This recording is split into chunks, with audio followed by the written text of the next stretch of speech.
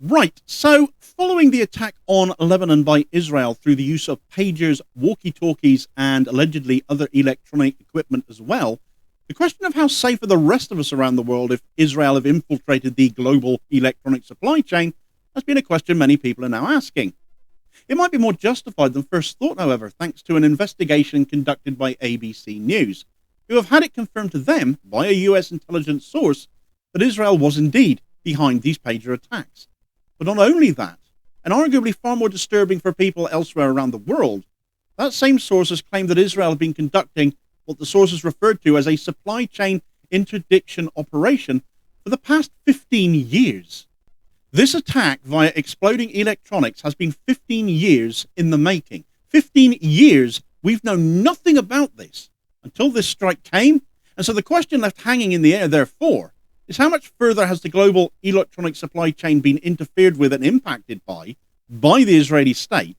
And need we be worried about it too elsewhere around the world as global attitudes towards Israel continue to sour as their genocide and beastly tactics with scant regard for innocent lives continues? Right, so this story just keeps on getting more and more disturbing the more information ends up uncovered. And whilst Israel maintains official silence in regards to either confirming or denying that they were responsible for the pager and walkie-talkie attacks we've seen in Lebanon this past week, that hasn't stopped others investigating. And it is an investigation by US-based ABC News that's caught my eye. Because it seems not only did the CIA know about what Israel were doing, they themselves have the same capability.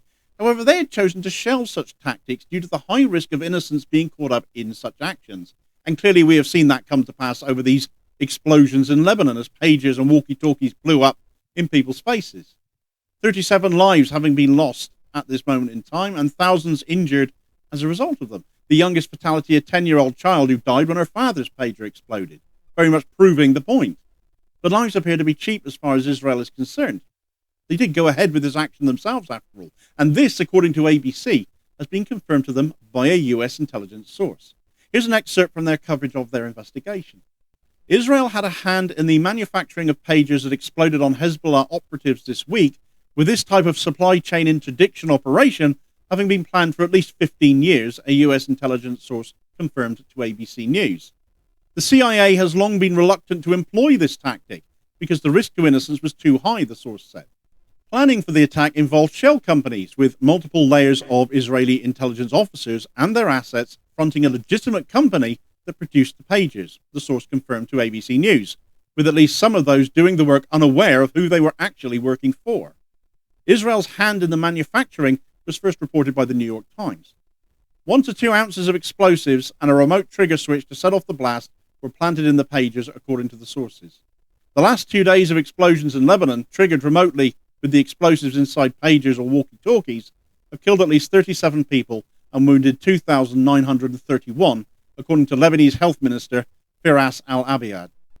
For 15 years, Israel had been infiltrating electronic supply chains, setting up shell companies run by Israeli intelligence as the front, to all intents and purposes, giving the impression they were legitimate companies, not just distributing pagers licensed by other companies, but manufacturing them too, to the point they were taking on employees to do the work to do this, not knowing necessarily what they were doing or who they were really working for. The same goes for those who, like Gold Apollo in Taiwan, who licensed the pagers to the, as it turns out, Hungarian shell company BAC Consulting KFT, not realizing this was just a front for Israeli intelligence. No way of knowing that their pagers were being turned into weapons, possibly. But of course, this then begs the question of how much more could Israel have waiting in the wings if they had been actively planning to weaponize electronic devices and been doing so via shell companies, companies plural, so say ABC News, so there must be others, and who potentially could they be targeting, and therefore can any of us consider ourselves safe anymore if we use such devices ourselves, and who would put it past Israel to target other nations too? Perhaps individuals they deem problematic from government level to journalists in foreign states. They certainly haven't worried about journalists being killed during their reporting of Israeli actions in Gaza, after all.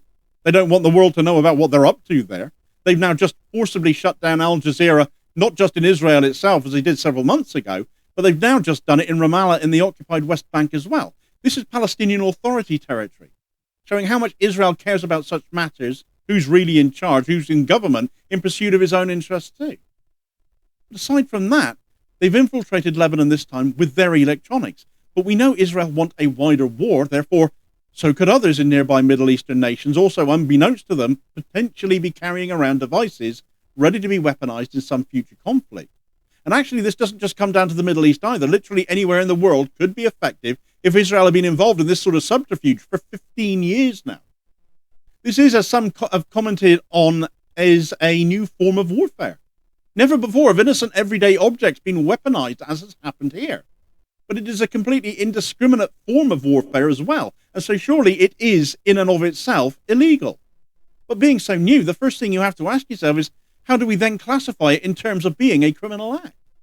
Should this be considered a war crime or an act of terrorism? Because it matters should anyone eventually face prosecution for this, or if the state of Israel eventually will be at the ICJ at some distant date in the future, for instance. Actually, that's an issue that fundamentally comes back to the legal standpoint of where things are right now between Lebanon and Israel. Do we already consider the two nations to be at war with each other, or are they not quite there yet? If they are at war, or are later deemed to be at this moment in time, or at the moment these pages were set off to be at a time of war, then Israel violated Article 51 of Additional Protocol 1 and Article 85 of the Geneva Conventions by targeting non-combatants.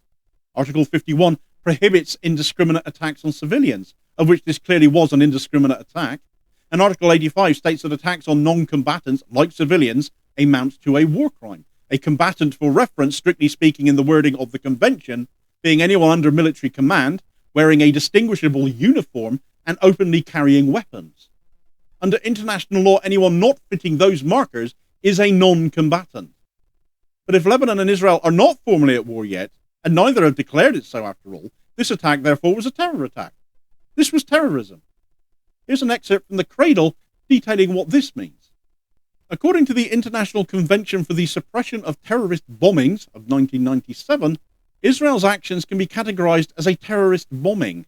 The use of civilian devices like pagers in non-military zones with the intent to spread fear aligns with the Convention's definition of terrorism, which criminalizes the unlawful use of explosives to target civilians or infrastructure with the intent to intimidate populations or coerce governments. The UN General Assembly Declaration on Measures to Eliminate International Terrorism of 1994 defines terrorism as any act aimed at causing death or serious bodily harm to civilians for the purpose of intimidating a population or compelling a government or international organization to act. Accordingly, the pager bombings were intended to intimidate the Lebanese and the resistance or force them to make concessions, which is consistent with the definition of terrorism under customary international law. Yesterday, Belgian Deputy Prime Minister Petra de Sutter condemned the massive terrorist attack in Lebanon and Syria, while Volker Turk, the UN High Commissioner for Human Rights, wrote in a statement that the attack violates international human rights law and, to the extent applicable, international humanitarian law. There is, however, a very good reason, other than the obvious criminality of their actions, for Israel to not repeat this. It's been a massive, massive economic own goal for them.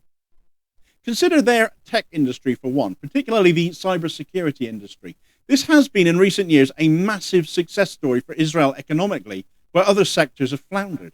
High-tech exports accounting for over half of all Israeli exports in recent times, and actually accounting for a full fifth of Israel's GDP. But who the hell wants to buy Israeli electronics now? Who would trust them? Who would want them?